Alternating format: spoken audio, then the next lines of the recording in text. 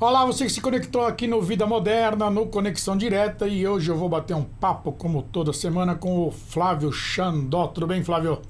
Bom dia, Guido. Já estava sentindo falta desse nosso momento da semana aqui. Tudo Pois jóia? é, entramos de férias em janeiro, aí você viajou, aí eu viajei, semana passada não deu certo. É, isso aí. Estamos de Então, volta à luta aí. Exato, Estamos porque deve é. exatamente. Como é que tá o Vale do Silício aí? Não, a região tá em turbilhão de obras. A Avenida Berrini aqui está Pois sendo é. parcialmente demolida, tá um saco. As árvores estão desaparecendo. Os caras precisam fazer um ponto de ônibus de 30 metros, tiram a árvore do quarteirão inteiro. Eu juro que eu nunca vou entender isso. Pois é. É complicado, complicado. Complicado. Agora, o que tá um caos aí é o trânsito, né, cara? Impressionante na Berrini aí, né? É, porque eles estão fazendo ao mesmo tempo ciclovia e faixa exclusiva de ônibus. Pois é. E aí os fretados estão circulando pelas vias menores, a pista está interrompida, está bem complicado, viu? Pois é, e por falar em automóvel, o que nós temos de novo aí? Você vai falar por um Ah, acaso sobre arrefecimento automobilístico? Porque aqui em São Paulo eu não entendo como é que o carro não ferve, cara. Eu acho uma coisa impressionante. olha, eu já passei por esse tipo de situação no passado, até foi esse assunto, até nem estava programado, mas é legal você ter tocado nele, porque nós passamos dias de muito calor, de fato, né? Pois é. Então, mas eu já tive uma situação que o meu carro, daqui a pouco eu lembro que carro que era, mas não faz muito tempo isso não. Ele tem um problema na correia, a É, correia da ventoinha, que é uma coisa trivial, né? Uma peça é, de, sei lá, 30 conto, né? é. E a correia estava frouxa, ela quebrou, eu não me lembro agora exatamente o que aconteceu. Sabe qual foi o primeiro sintoma? O carro era bem esperto. Instantaneamente o ar-condicionado parava de É, funcionar. exatamente. Porque tem um sistema de defesa lá, até espertinho, né? Porque o ar-condicionado traz uma sobrecarga para o motor do Traz. carro. Então, a primeira. Agora, né, imagina dias quentes como esses que a gente tá. Eu dentro de um carro fechado, sem ar-condicionado, era terrível, né? E É, olhando o tempo inteiro no painel lá para ver se o carro não ia ferver. Então, é. era complicadíssimo. Às vezes eu andava 4, 5, 6 quarteirões, parava por 10 minutos até eu conseguir chegar no mecânico. Foi uma experiência meio Pois desagradável. é, sabe que eu tive um problema semelhante? É. Agora faz pouco tempo. A temperatura subiu É. e baixou. Aí eu parei no posto. Falei, pô, que coisa, né? Botei água, cara, uma cachoeira embaixo do carro, assim, pá, furou a mangueira. Né? Ah, Falei, só pode ter furado, porque botou no reservatório, começou a cair uma cachoeira embaixo do carro. Aí chamei o guincho, né, o do seguro lá, levou até o mecânico. Ele olhou e falou assim, não, isso aí é a tampa do reservatório. Do reservatório do radiador mesmo. A tampa do radiador quebrou, ela perdia a pressão, entendi. né? Falei, mas e a cachoeira embaixo? Eu falei, isso aí é o ladrão do reservatório. Porque o meu carro Ah, não dá pra você ver o reservatório, né? Ele é tá, escondido. entendi. Puxa vida. Bom, hoje não, porque a gente tem já uma temática programada É, aqui, mas me lembra num próximo programa de eu contar a história do Chevetinho. Essa você vai rachar o bico. tá bom. Vamos lá, o que você fez pra hoje aí pra gente? Não, então, eu separei alguns assuntos, alguns ligados à tecnologia, outros não exatamente, mas coisas que me chamaram a atenção que eu queria trocar uma ideia com você. Tá. O nosso mercado automobilístico ele está mudando de uma maneira muito interessante. Eu não sei se você percebeu o movimento que aconteceu no final do ano passado, que mês a mês o multicampeão Gol veio perdendo a liderança da venda dos carros mais vendidos. Você Pra acompanhou esse Fiat. movimento? Isso, para a Fiat, né? Então, só que ele veio perdendo mês a mês, só que ele ainda não tinha sido ultrapassado no ano inteiro, né? É. E o fato é que aí ele fechou o ano e o Gol não é mais aquele, ou seja, ele não é tanto que ele chegou a cair vários meses para a terceira posição. Aí eu comecei a perguntar, eu falei, puxa vida, vou trocar uma ideia com o Guido, né? O que que faz um carro de 25 anos ou mais? Acho que o Gol foi lançado em 80, não é isso? E foi 80 com 20. 20. É isso aí, estamos falando aí de 25 anos. É. É isso? Quase é Não, o ano. não, não, não. Estamos falando de 35 anos. Nossa, mas é tudo isso? É, ué. Puxa vida, como o tempo passa. Eu lembro dos primeiros Gols que tinha o motor de Fusca, você lembra disso? Lembro. Motorzinho 1.3, refrigerado a ar. É, Cabia ainda, inclusive, o step no cofre do motor. é, é. Então, mas o que eu queria discutir com você, ou comentar com você? Eu vou especular, uma mera especulação, assim, um palpite, uma opinião minha. Na verdade, esse movimento tem acontecido, tem a ver com o assunto do nosso tema aqui, que é a tecnologia. Alguns fabricantes estão adotando estratégias de já embarcar, mesmo em modelos mais básicos, um conjunto assim, mínimo de recursos, né? E a Volkswagen, ou no caso especificamente do Gol, por ser um carro de entrada, eles continuavam naquela linha de manter um carro onde, entre aspas, os espelhos eram opcionais, entendeu? Claro que não era esse o caso, mas é um carro pé de que boi, você não né? via... Pé de boi. E a impressão que me dá, ou não é impressão, acho que é constatação, que o mercado não está mais muito afim disso. Ele quer um mínimo, né? Ele Então, quer um assim, mínimo de tecnologia no carro, nem que seja o botão para arrumar espelho, entendeu? Não, inclusive uma coisa que eu vou chamar a sua atenção, eu não sei se você percebeu, entre os 4 carros mais vendidos do ano inteiro, inclusive mês a mês, tem um que eu nunca imaginei que estaria aí, que é o Strada, que é uma picape da Fiat. Agora, como que você vai imaginar uma picape entre os carros de maior volume? É uma coisa que eu fico pensando. Aí eu fui pesquisar isso um pouco, e realmente a explicação é que é um carrinho que tem uma saída muito grande, principalmente fora dos grandes centros urbanos. A gente não vê tanto em São Paulo, mas é um carrinho que tem o seu ar-condicionado, tem lá, obviamente hoje o ABS é obrigatório, a sua direção. Então, assim, acho que essa aposta das empresas oferecerem pé de boi acabou, viu? O Gol que o diga, se a Volkswagen não acordar aí, ela vai ladeira abaixo. Exatamente. Eu acompanho esse mercado, né? Porque eu tenho um site, o Radar Nacional, e trata justamente dessas coisas, né? Então, o Wilson, que é o editor lá, ele fica muito ligado nessa tabela mensal de venda de carro. E todo mês é publicado lá quem está na liderança, a mexida de colocação de venda de carro, essa coisa toda, né? O Gol, eu acho que ele... Eu não sei, cara. Eu acho que ele, se ele não mudar, ele cai fora, porque tá ruim o negócio. Um carro que foi um mico, por exemplo, que é esse Up, né? Então, e olha que coisa curiosa, porque o Up, pro meu gosto, eu acho o carro bonitinho, eu acho aquela traseira dele muito bem resolvida, econômico para chuchu, né? É super seguro, né? Ganhou todas as estrelas lá de índice de segurança, crash test, etc. Curioso, né? Tem umas coisas que a gente não entende. Não caiu no gosto, né? Não caiu no gosto. Impressionante. Não caiu no gosto. Agora, já que a gente falou dos pé de boi dos carros de entrada, agora a gente vai dar uma virada de página aí. Você vai lembrar que em algum momento nos programas do ano passado, nós falamos rapidamente sobre aquele carro da BMW, o i3, que era um híbrido, que inclusive tinha no evento da Intel no final do ano, tinha um exposto lá. Você lembra disso? Ele não era híbrido, não, era elétrico, né? Não, então, pois é, por isso que eu fui atrás dessa informação, pelo seguinte, eu até estudei esse assunto dele e apaixonei, na verdade, pelo irmão mais velho dele, o i8. O i8 é um baita no carro. Pois é, eu queria comentar um pouquinho sobre esses dois com vocês.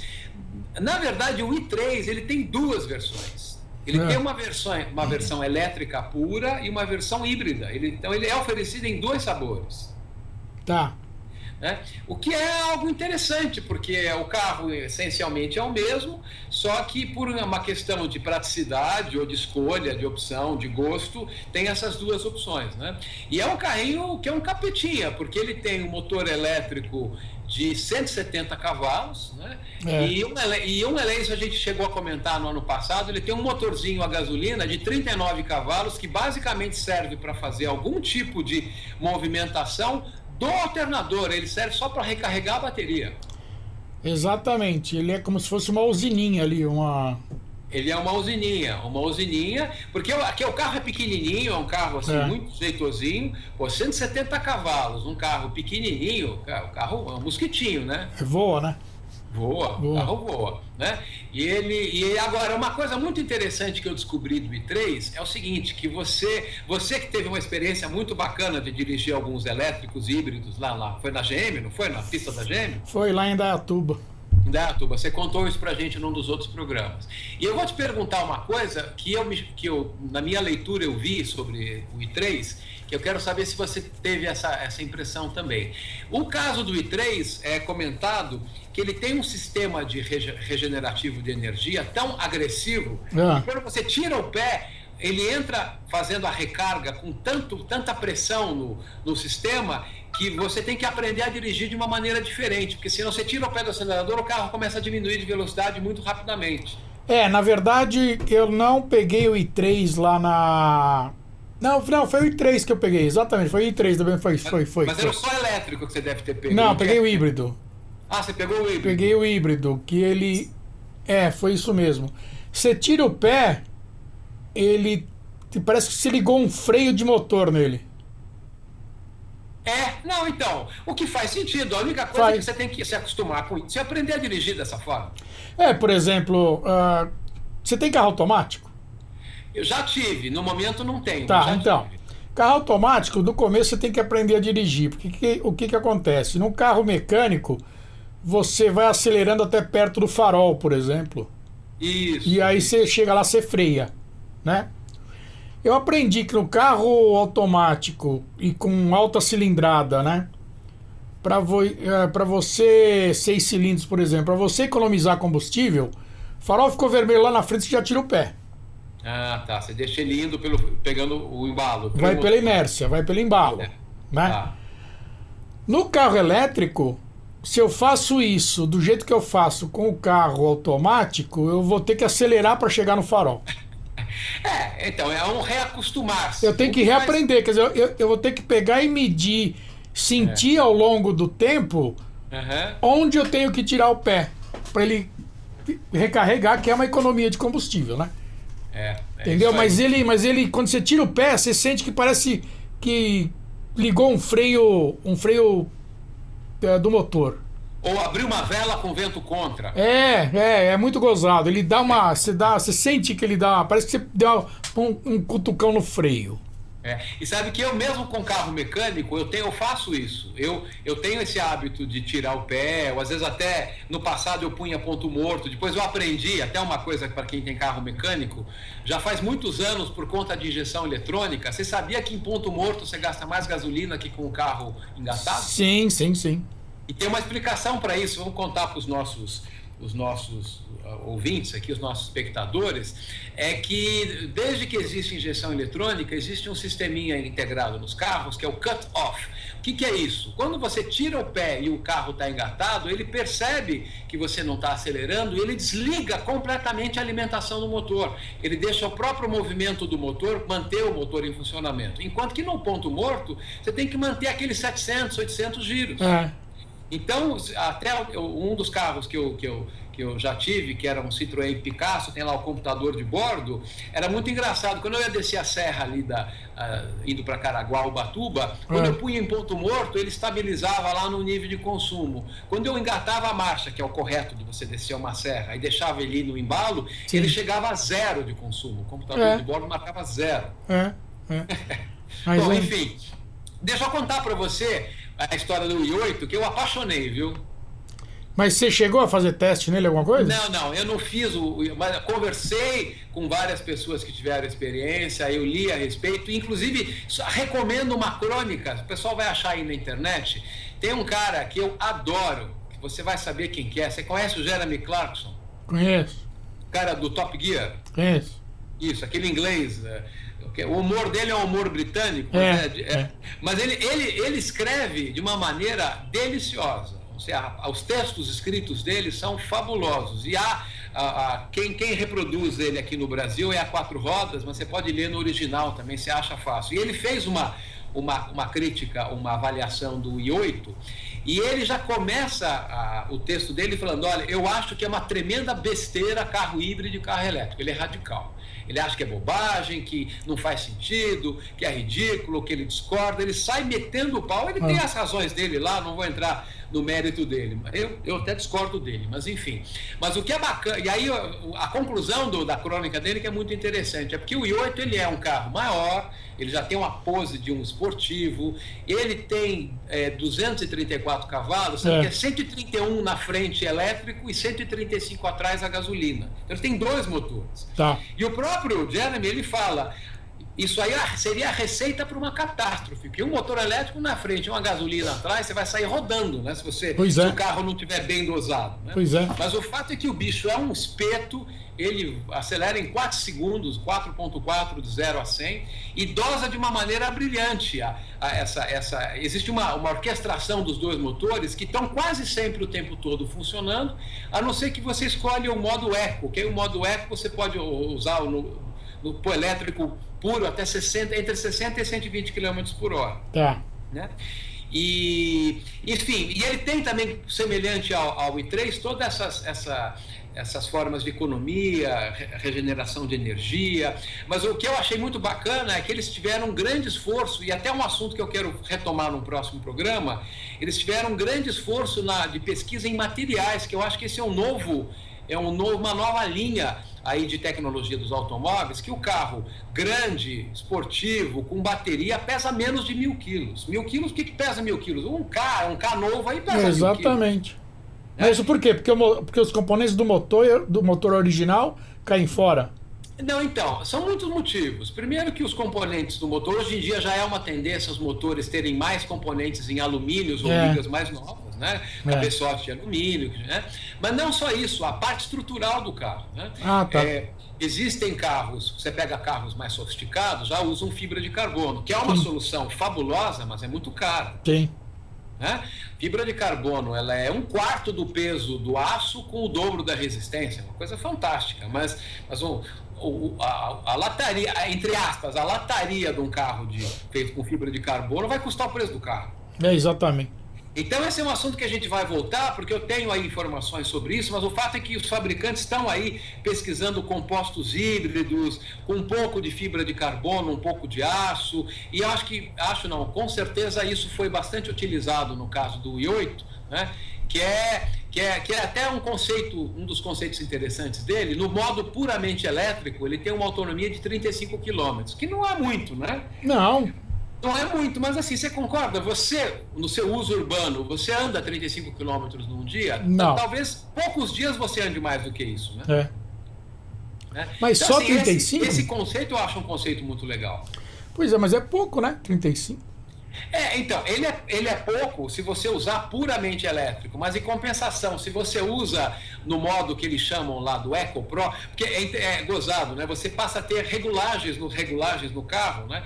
Só dando os nomes direitinho. Você tem o modo Comfort, que é um modo mais automático, o Eco Pro e o Sport. O Sport é para ele virar aquele mosquitinho. Mosquitinho não, mosquitão, né? O Eco Pro é um intermediário, desculpa, é bem econômico, e o Comfort é um intermediário. Mas no modo Comfort, que ele usa um automático, ele vai dosando, ele em determinados momentos pode estar fazendo 57 km com 1 litro de gasolina. Pois é, aí é bom, né?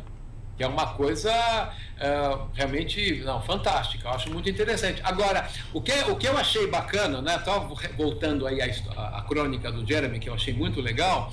Ele mete o pau, fala que é um absurdo, mas destaca o carro, diz que ele no teste dele ele emparelhou com uma Ferrari na estrada, tirou racha com a Ferrari, bom, enfim. Mas aí no final ele termina com a seguinte frase, né? Eu acredito que os híbridos estão no caminho errado, mas com o i8 ir na direção errada é pelo menos maravilhosamente agradável. Ele é contra. Porque quem gosta de carro mesmo acha o elétrico uma brincadeira, né? Ele ainda finaliza, o melhor erro do mundo.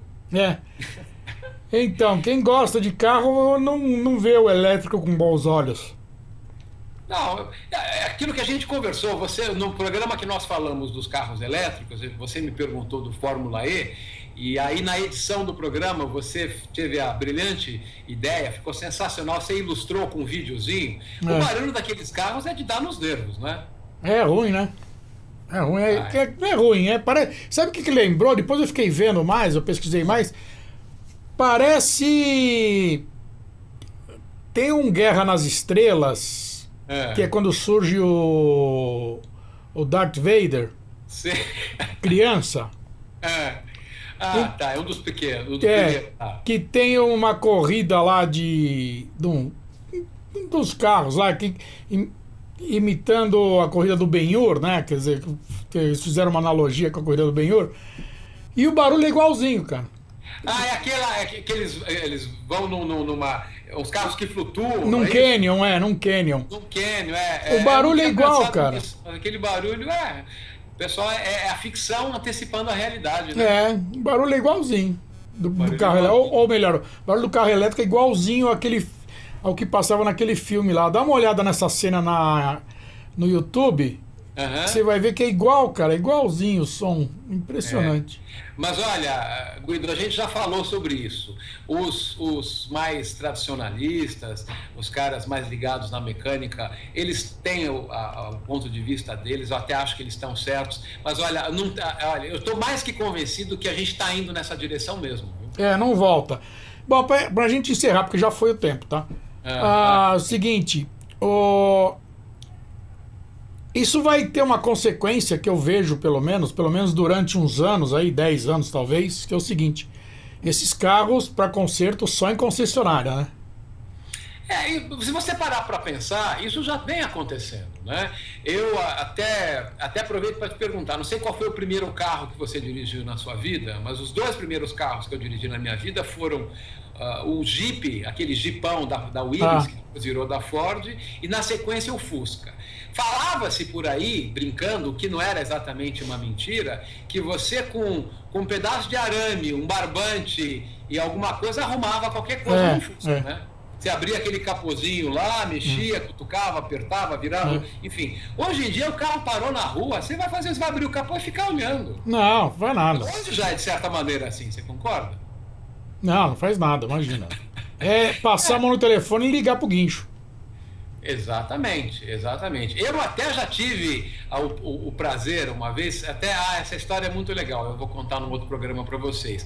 Mas eu já tive o prazer de uma vez dar um problema no meu carro e aí, enfim, chamar um cara, até tive que chamar um cara, mas o cara construiu a peça ali na oficina dele para consertar o carro para mim. Essa história é sensacional. Isso acabou, isso não existe mais. Não existe mais, esquece. Tá bom. Eu tenho uma outra história de Fusca também que eu te conto numa outra época aí. Esses carros acho que a gente vai ficar legal. Bom, pena que o tempo já foi. Tinha mais umas historinhas para contar aqui, mas a gente vai guardando e vamos sorvendo os nossos espectadores com essas nossas histórias. Vai pondo aí no baú que a gente vai resgatando isso aí. Maravilha. Bom, legal a gente retomar, Guido. Desejo boa sequência de programa e vou estar acompanhando vocês. Até a semana que vem. Falou, tchau, até um abraço e obrigado por essa semana. Tchau. E você que está conectado aqui, continue aqui, é no vidamoderna.com.br, é o site principal. Aí você passa lá no YouTube, assina o canal, é youtube.com/canal Vida Moderna, passa no Facebook, curte a página, facebook.com/canal Vida Moderna, e o Twitter é twitter.com/canal Vmoderna ou simplesmente @Vmoderna. Tchau!